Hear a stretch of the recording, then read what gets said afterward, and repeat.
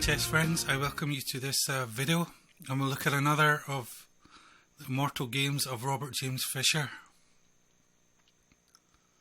This game was played in 1957, 31st of March, in what is called, or was called, the Log Cabin Chess Club, West Orange,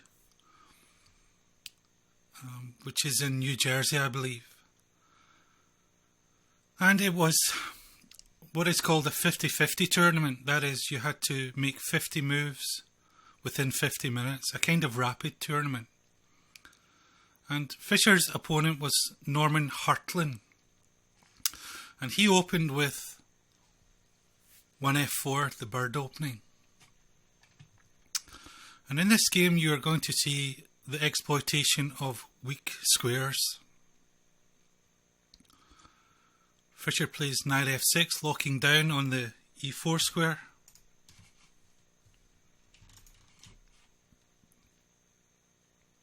His opponent bolsters his control of the e5 square. And once again, Fischer enters into this fianchettoed setup, which he loved when he was a young player. White prepares a counter fianchetto. Bishop g7, bishop b2, castles, and d3.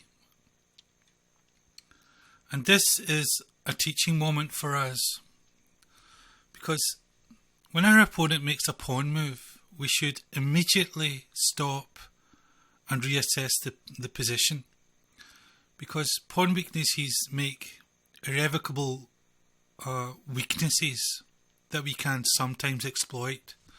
Now you can see in this position that this move d3 has weakened the e3 square, and Fischer will use this to his advantage. d5, locking down on e4 and making it virtually impossible for white ever to get the move e4 in. Knight bd2, threatening to enforce e4. And here, Fischer exploits this weakness created by the pawn move d3 with knight to g4. And of course, white doesn't have time to play e4 because the bishop here is hanging. Because even after white exchanges on g7, knight e3 comes with tempo. The queen is forced to move, and black recaptures the bishop on g7. White plays a check, and black simply blocks it with f6. d4, another interesting point, a pawn move. Every time our opponent makes a pawn move, well, we pause and we re-evaluate the position, and we can see that it has created another weakness. The point on c2 is now weak because this diagonal has been opened up by the pawn move d4, and Fischer immediately seizes upon this with the move bishop to f5. This forces, of course, white to defend with rook to c1. Fischer plays knight to c6, and this knight is coming, of course, to b4, where it puts pressure on this weakness here.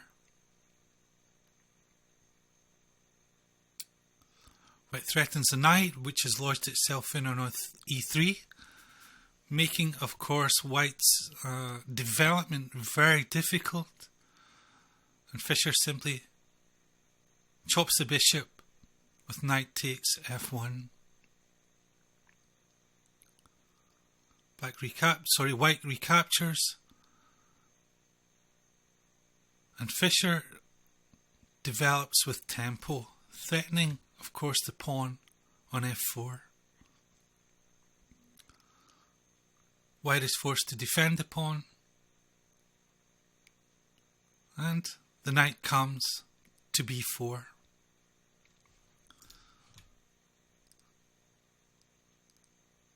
Threatening, of course, to take on a2 and fork queen and rook.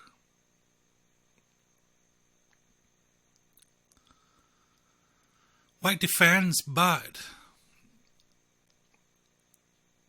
after bishop takes on c2, neither the queen nor the rook can recapture because of the weakness now on d3. Threatening, of course, to fork king and queen. So the king comes to try and cover this weakness, but the king is a very poor defender.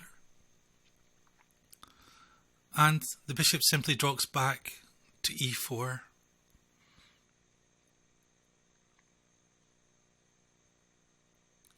The knight goes back, trying to defend these light squared weaknesses.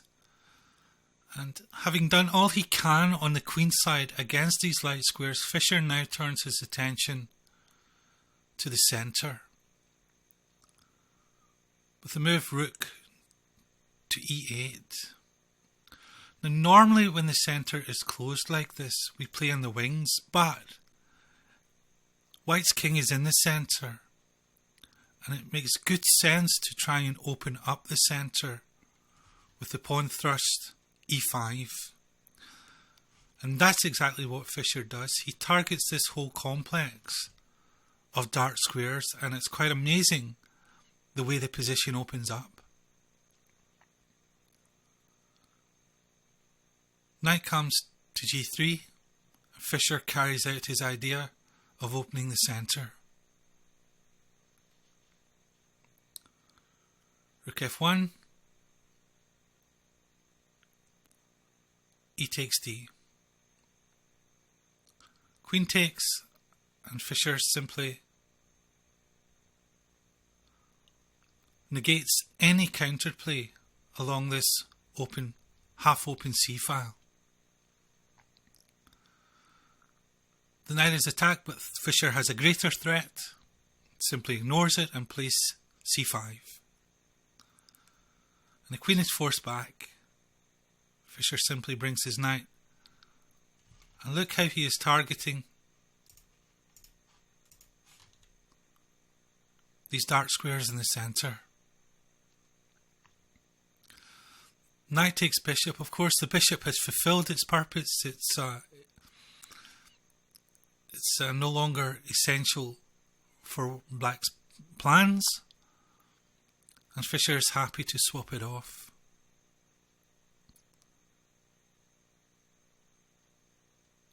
Again, Fischer plays in the centre. Queen attacks the rook, and another pawn has gone.